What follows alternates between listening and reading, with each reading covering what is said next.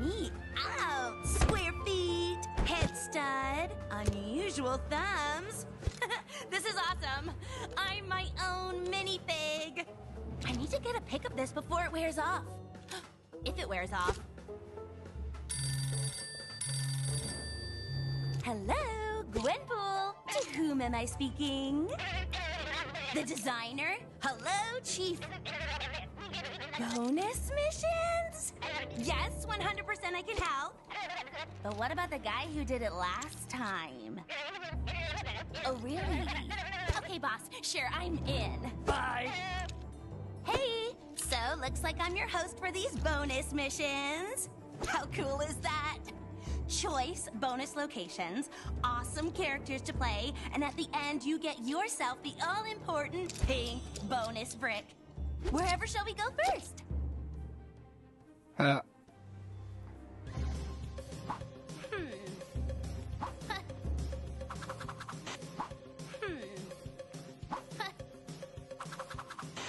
Sup, gamers? Squirrel Girl and friends, Koi Boy and Chipmunk Hunk are throwing a party in the park.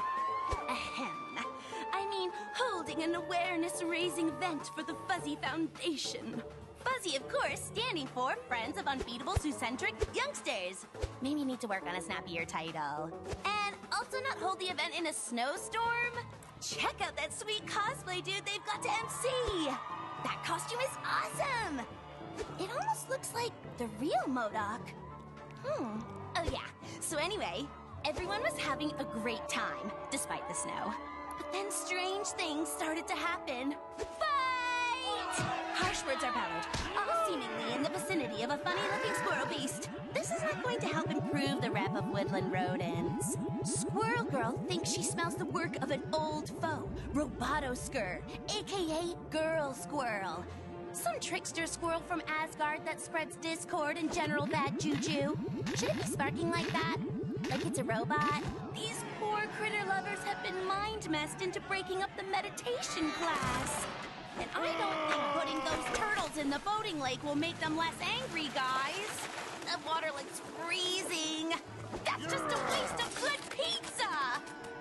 The suspiciously well-costumed MC urges the heroes to restore order and the good name of rodents everywhere. Go get 'em, forest friends!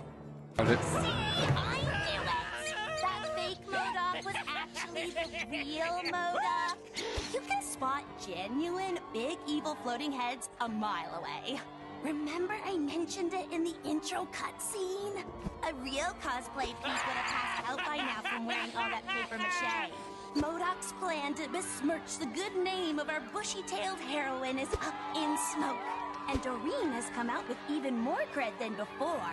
Hashtag, I run a clan backfire, MODOK. All that's left is for Koi Boy to stop making fish puns. We get it already. And for the robot squirrel to get to tech support. Then we can save progress with a clear conscience. Bye!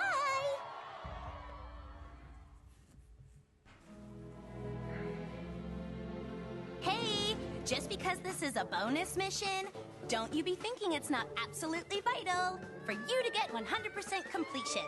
Since Kang has isolated us in Chronopolis, S.H.I.E.L.D. have found themselves without their usual array of cool tech and specialist field agents. Not good given the range of new and unusual goons running all over the place.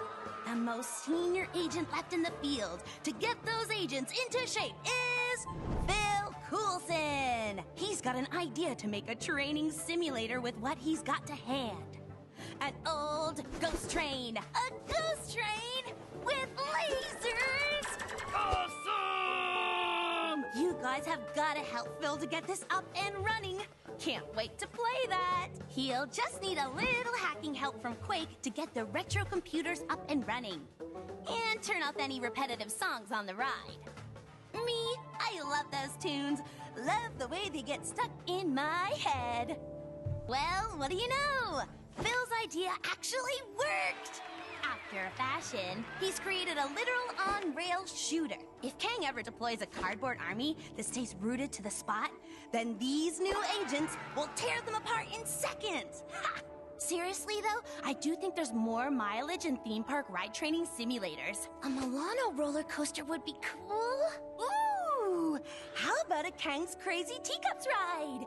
You know, for the youngins, I'm going to write this down. See you in a while, mi amigos. All right, well, there we go. Hear ye, stout yeomen of Chronopolis. I, fair maid Gwenpool, hath accepted the challenge of mentoring the squires of Lego through the perilous, bonus quests, prithee? That's tough to keep up, so I'll talk all modern-like and tell you the tale of King Arthur and the dragon. Are you slouching comfortably? Then I'll begin. Once upon a time, King Arthur Pendragon was getting all riled up, thinking people were doubting his kingliness. Even though he'd done the whole business with the sword and the stone, and king is like his first name. Naturally, Merlin was like, Cool at your kingship, you're acing the whole king gig. All the peasants are big fans. but his kingliness was all like, maybe, but the only way I'll be a real old school king is if I totally slay a dragon. Difficult to find though, you're an actual dragon. Fortunately, Merlin has an app on his wand that finds local available dragons for the slaying. One in the basement of Garrett Castle? Seems a little too easy to me. Could it be a trap? Even if it is, it'll make an awesome boss fight. So Arthur didn't slay a dragon, but he has to be happy with blitzing that Kree sentry into a bazillion pieces, right? And maybe now old Artie will stop worrying about if he's worthy and start actually doing proper king stuff, like waving, opening malls, burning spinning wheels. Standard king stuff. Tip of the pointy hat to Merlin, too, for bringing the pain to Morgana. He sure rolled some critical hits on that female MU. What? MU? As in magic user? Methinks thou doth need to brush up on ye old RPG lingo. Welcome back, oh seekers of the pink bricks. Fame. She can be a cruel and fickle mistress. And my pal, Howard the Duck, is aware of that more than most today. He's not feeling the love from his fellow man for all his saving the day heroic do-goodery. I mean, that's not why he does it. But a pat on the back every now and again wouldn't hurt. What Howard needs to get people talking about him is a full-tilt, immersive, genre-defining, massively multiplayer, online video game with his beak on the cover! As luck would have it, there's a Gamescom going on just the other side of the park. Exactly the place to pitch a Howard multi-platform title! Teeny problem. The Access All Areas passes for the convention sold out months ago, dude. You'll have to use some of your quack fu ingenuity to get past those lines and pitch your game idea to the panel. The guy next to Howard seems to want to help. Who is he? Let me check one sec. Bushman? Even I ain't never heard of this guy. I'm wondering if he's after his own game, too. That might be stretching things a little. But what do I know? If he can help Howard, then he's okay by me. Yes, folks, it really is that easy to get a game made. If you happen to be a duck in a time-locked city, that is. Sure, they all look happy now. But what about when they get 100%? What then? Does the game have any super bonus brick-gathering bonus adventures? No? You'll need a day one patch, my friend, and sharpish. Just don't let old Panhead near it. I think he's struggling with actual reality. Never mind the virtual kind. What am I saying? Howard's game has got Howard in it. It doesn't need anything else. Give me a copy. Let me through.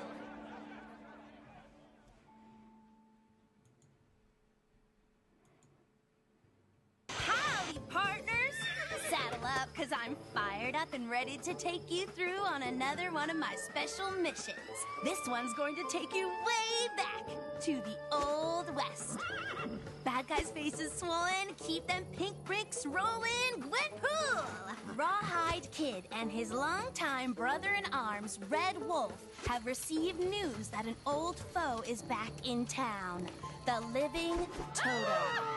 Our heroes head into town. Spurred on by the townsfolk, they are steered to the saloon. Come on, you varmints! That was 2 cowboy puns right there! Inside the saloon, our boys find the Living Totem hard at work. Completing a death ray? Forging a metal army? No. Rehearsing in his one alien show. Humans are mean and should just be conquered already. Dinner theater?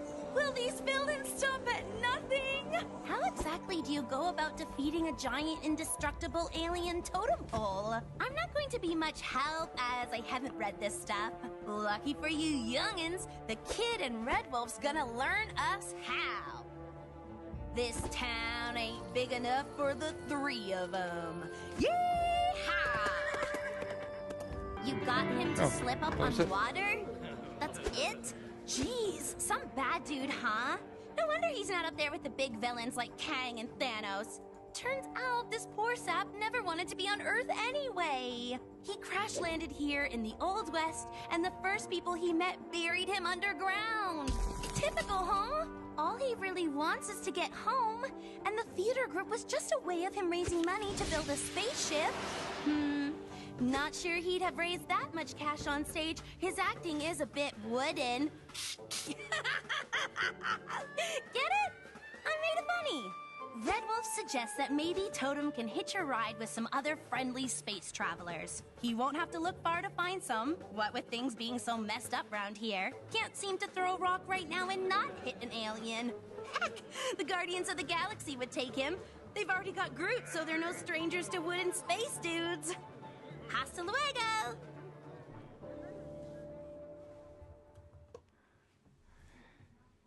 And there we have it. Trick or treat! Is it Halloween in the Hydra Empire?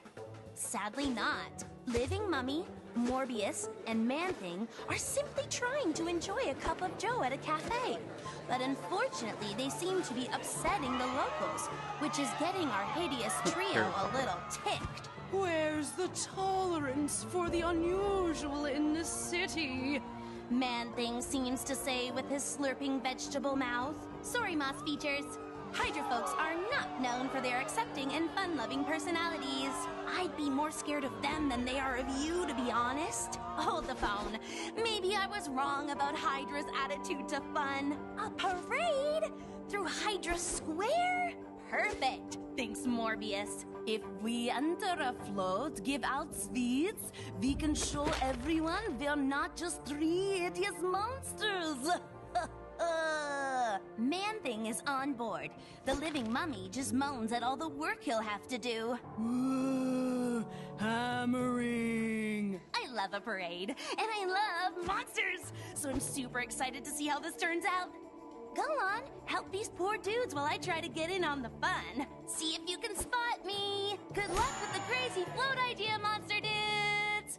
All aboard! Toot toot! Our 3 monsters certainly showed the folk of the Hydra Empire that they're not just hideous, shambling oddballs. Taking pride of place in the parade, our boys are showing a new, open, and friendly side to the crowd. Maybe the civilians weren't quite ready to see this new side, however. In fact, it's difficult to tell exactly what's going through the crowd's mind, as they seem to be stunned into silence, or maybe paralyzed with fear. It's a tough crowd, this one, guys. I think even adorably cute Groot would have a hard time melting those hearts. Still, if the crowd turn ugly, the Living Mummy has loads of bandages to patch up his boys if they take a bump. I'm going to try and make good our escape. Onward! Love it. That was great.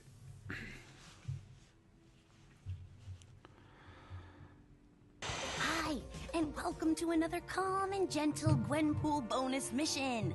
Shh! Turn your phones off and try not to make any loud noises, because the 3 angriest dudes in Chronopolis are trying to tame their inner beast with some group anger management therapy.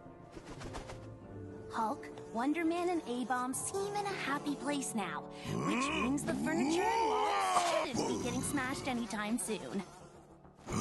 Let's leave them to it. Rats! Who set that alarm off?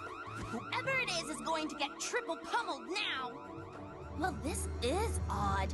And I've hung out with Doctor Strange, so I know odd. Hank Pym has captured himself. So the guy in the yellow jacket is, Yellow Jacket. Hank Pym from someone else during his not-so-nice period. The little guy in the tube is our Hank Pym from now. The situation is making Wonder Man crabby, A-Bomb irate, and Hulk confused. And we all know if Hulk gets confused, it's not long until Hulk gets... They're taking a break from the anger management session to, break stuff. Once again, Well, that was the quick. smashing the tar out of everything approach worked pretty well. Maybe the guys don't need to work on their anger issues after all, seeing as they come in pretty handy. Hey, check this out! Help me! Help me! So, what I've been wondering is this. They've beaten Hank Pym Yellow Jacket from the future, so he knows how this will happen as he's Hank Pym from now. So surely he'd be able to figure out a way of beating his past self by remembering what he even did wrong. Unless he didn't want to remember because he knew he'd lose, so he... No, hang on. If he went back earlier, so... all is well then. Or is it? I don't know. Time traveling is so confusing. Gwenpool doesn't like being confused. Now Gwenpool angry. Wow. Maybe I need to sign up for their anger classes. Later, Staters! Alright, so we completed this Gwenpool mission, which was... Time for a checkup. Carnage and Venom have ended up at the clinic. They're feeling maybe the symbiotes are being a bit more control-y than usual. And it never hurts to get those things checked out. I mean, we've all been there, right?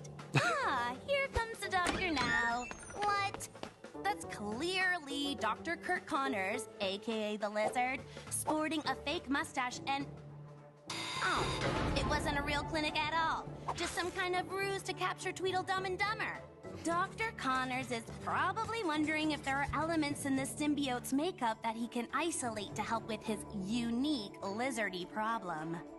I mean, that's just a guess, but, you know, I'm probably right. Let's find out. With hindsight, maybe the stairs would have been a better option. The main thing is they got out. I'd suggest they head for a real hospital, but I think they might have had their fill of doctors. They seem happier with the whole symbiote thing, too. I mean, I've never seen them look happier. Aw, look at them frolic. I never had Venom down as a frolicker. Bad news for Dr. Connors, though. Rather than kidnapping spider folks, maybe he should try seeing a vet about his lizard thing. Just a thought. Stay out of trouble, kids.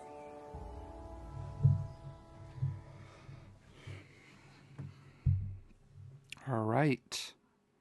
Are you game for some more bonus, button-bashing, bonus mission stuff? Sure you are! And not to give away spoilers, this one has cake at the end!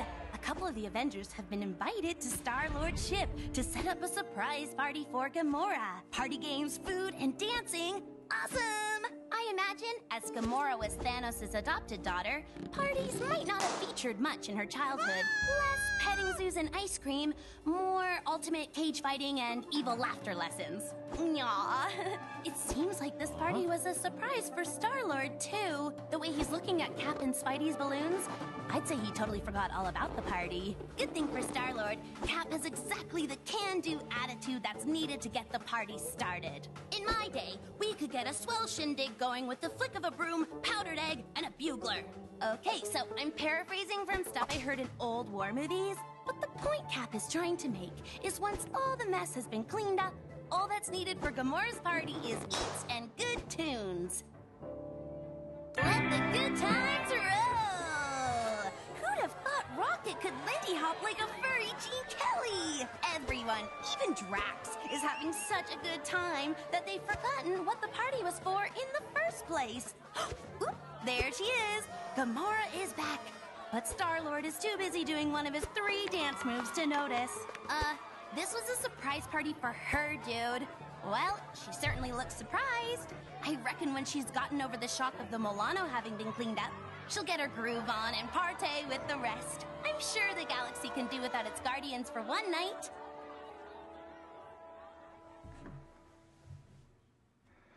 All right. Welcome to Story Time with Gwenpool! Ready for some stud grab and goon smash and bonus quest action? I'd help out, but I'm waiting on a paycheck. Ammo is really expensive here. Time to shine, true believer. So, these Toothy and Squid guys somehow got the impression that I totally wronged some of their gang and messed up an arms deal?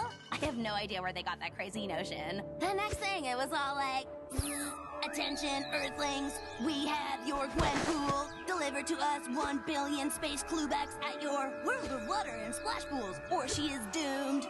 Seems the Tentacle Gang got this crazy idea that I was some kind of TVIP. Totally VIP, you know? I've no idea where they got that notion. Shame the big hitters didn't have enough time to help out. That's them unfriended. And if it wasn't RPG night at MODOK HQ, I'm sure Batroc and the guys would have shown up. Luckily for me, one of the finest feathered friends a girl could ever know had my back. Howard assembles his quack team. The cream of the best to fly to my rescue at the water park. Let's see. Oh, I get at least one of the Spider-Men on my team roster. And the second most awesome teen girl super, after yours truly, Ms. Marvel. Well, it's safe to say Howard was not totally prepared for what happened next, and he was not pleased. Did I forget to mention the Squid Kids only captured my decoy? Oops. It seems the Squid guys had trouble telling one Earth species from another. My little pork pal had fooled the aliens into thinking they had the original GP in their slimy clutches. Turns out I was in the splash and slide all along, at the other end of the park. What are the odds? Until next time, be good babies. All right, so we just completed our final Gwenpool mission. Hello, world.